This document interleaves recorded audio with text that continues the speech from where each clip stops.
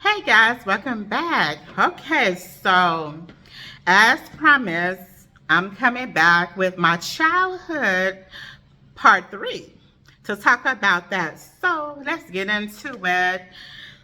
Whew, part one, part two, I kind of gave you a little background information about my mom, what happened with us, with my siblings, but I didn't go into further, details. So that's what this is to wrap up just kind of that segment a little bit there. I did talk about how I ended up moving to Texas and what brought me to Texas. I'm still here.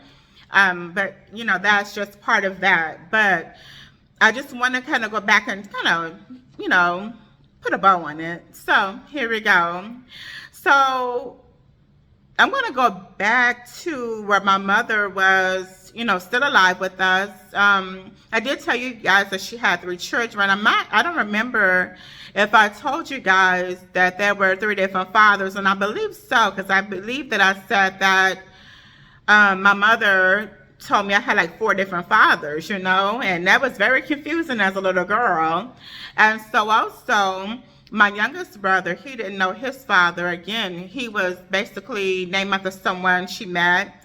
And then my oldest brother, he knew his father. He was active in his life, what his family was, not so much him.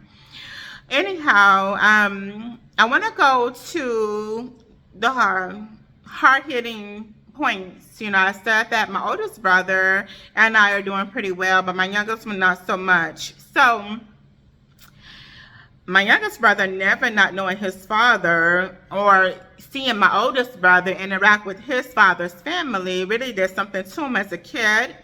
And for me, it was like a stinging point as well, but I didn't really harp on it because I had my mother. But my youngest brother took it pretty hard, and so he would always kind of be a little mischievous. He would act out, behavior-wise, because, he was frustrated, probably, maybe angry. I don't know specifically, but this is what I remember. And he was always doing something, but he just had this amount of energy that was just a lot, So it was difficult sometimes for my mom to handle. She would, call my Aunt Jewel, Uncle James, and say, hey, he's doing this, he's doing that. My Uncle James would come over and discipline him, and so forth. So the year, the date, August 18th, 1987, is the day that my mom died. And again, I was at my uncle's house, well, his children's mother's house, spending like a week or so over there. And my mom kept my brother, both of them, with her, but she sent me for the summer. I was like, that didn't make any sense. I didn't want to leave her, but I felt like something was happening, like I told you guys before. My last memory of her, my birthday had just passed, and she bought me a bike, and this was like super amazing. Now, I don't think she actually bought it. It was given to her, but it don't matter. It was new to me, I was so excited. Oh my goodness, I never forget it. It had a banana seat. It had these little ribbons coming out the handlebars. I just couldn't believe it. And it even had training wheels on there, but, we took them off. My youngest brother, he wanted to ride it, and so did my oldest brother.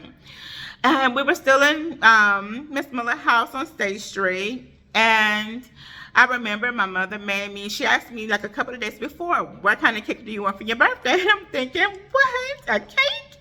I've never at this age had a birthday cake ever, no birthday party, nothing. So the fact that I was getting a cake was like big stuff, So I told her I wanted a strawberry cake. And so then I ended up going, with her to the store to get the box cake. But I don't remember getting the rest of the ingredients. But anyway, we got back to the house. Me and my brothers helped my mom make that cake. And we could not wait for that cake to cool because we ate it. And we were so happy. I was super happy. It was like my birthday and I was getting the cake. Like that was unheard of. I didn't care about nothing else. I wasn't even expecting anything. And she told me to come outside. And when we went outside, there was a bike, and I was like, oh my God, a bike. I was like so excited. But my brothers were more excited than me because they knew we was all going to ride this bike. So we got on the bike. I got on there. Of course, I couldn't really ride it well because I had never ridden a bike before. But I was on it. Then my oldest brother got on there. He did great. Oh, but my youngest brother got on that bike and he was doing good at first, but then he ran into a pole. And I was like, not my new bike. But he done messed it up. But you know, a kid, like, don't mess up my stuff, you know. But I was so happy for us. And we was outside for a long time riding that bike, you know. And then, of course, the street lights came on. My mom was like, you got to come in. So we took the bike inside the house. That's the last memory I had. That was like amazing, you know, with her. And so I told you guys about how I found out. But what I didn't say was how she died. Well, I said she had a seizure in her sleep, but I didn't say the details of it. So that day or that night, she went to sleep and she had a massive seizure that took her life while she was asleep. But my youngest brother was sleeping in the bed with her and he found her dead. He was in the bed with her the whole night. And then that morning, him and my oldest brother got up to go downstairs. They was hungry. And Miss Miller said, go wake your mom up, you know, make her come down here and fix y'all some cereal, get y'all some breakfast. And so my youngest brother went up there. He's like, I tried to wake her up, but she's not moving. I shook her, she's not moving. And so he said he went back downstairs to let Miss Miller know. And she was like, boy, stop playing with me. Go back up there and wake your mom up. So she went back up. He went back up there and tried again, and she wouldn't move. And then he came back down and told Miss Miller, you know, that my mom, you know, wasn't moving and that she had white stuff coming out of her mouth. And so Miss Miller was like, what? So she went upstairs and checked, and that's when she found my mom dead. And so when it happened again, because I know a lot of people may have comments, they may want to criticize or whatever, but when my mom passed, all three of us went to stay, of course, like I said, with my grandmother. And the only one at this time that received counseling was my oldest brother because he had some developmental issues going on. My younger brother and I did not. And it was devastating for my youngest brother. It was hard for me. I tried to take my life with a butter knife. It didn't work. And I was 8 years old. So imagine the impact. But my youngest brother internalized it. And so when my grandmother took us in, you know, like I said, he had a whole lot of energy, mischievous, didn't really know how to handle him back in those days, I'm guessing. No counseling, no therapy at the moment.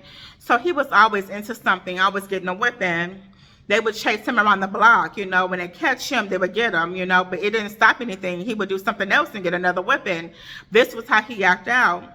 So when my grandmother died, she actually gave him a whooping the day before, and she had a massive heart attack the next day. And he overheard someone say that he was the reason why she was gone because she had to whip him, and that was devastating to him. I remember all three of us was talking about that. Now, you know, being a young adult, at the time, you say things and not really thinking about the impact of children and when children hear it, what could happen. But it was devastating for him. And so then later, when they decided, you know, who's going to go where, we overheard that conversation as well. And it was like, well, maybe, you know, well, Aunt Jewel, Uncle James, they'll take him. Because everybody was like, I don't want him, kind of passing him along. This was my memory. This is what we recall. We both, me and my oldest brother talked about that. But anyway, my brother felt like, you know, nobody wanted him. And he said, I guess nobody want me. I'm going to go stay with my Aunt Jewel, Uncle James.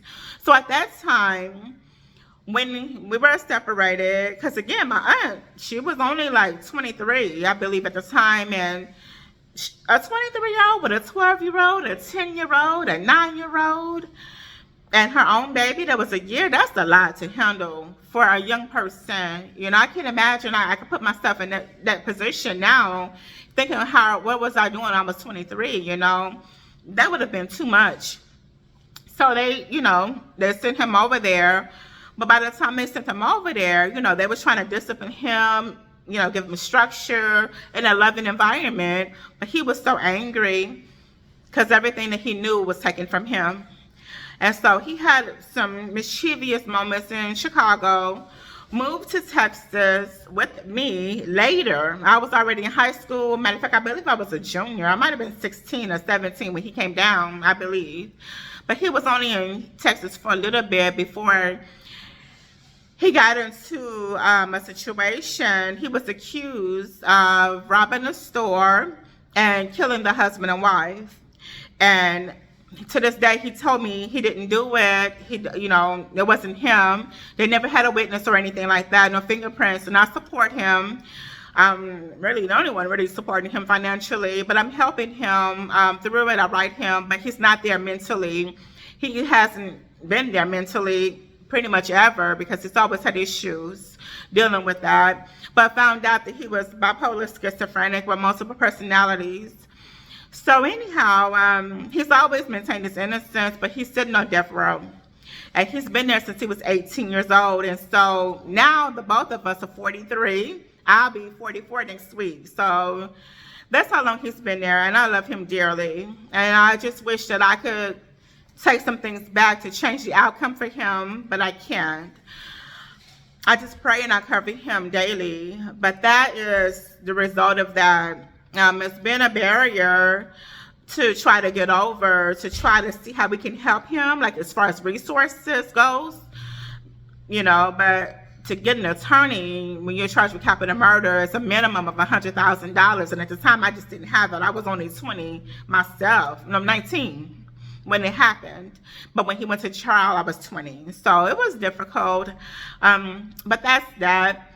That was a childhood perspective, what happened when my mom passed and then when my grandmother passed. And so I'm going to next talk about the next phase of my life during that time, but outside of my mom. Well, it's dealing with her as well too, but another portion. But I hope that brings some light into the trauma that can happen to children, and it follows them sometimes for their whole lives. So if you have a child that's going through something, even if it's depression, maybe they're dealing with something at school or whatever the case may be, don't brush it off. We're a community of people, period. Just feel like therapy is like taboo, or it means you're crazy. That's a crazy word, really. But that's not. It's healthy to speak to somebody. If you can take care of your physical being, and now people are talking about their spiritual being, which is great, your mental state is also important. So don't be afraid to seek therapy. Don't be afraid to even get your children therapy, just to do a temperature check, even if nothing's wrong, and make sure you guys are still good.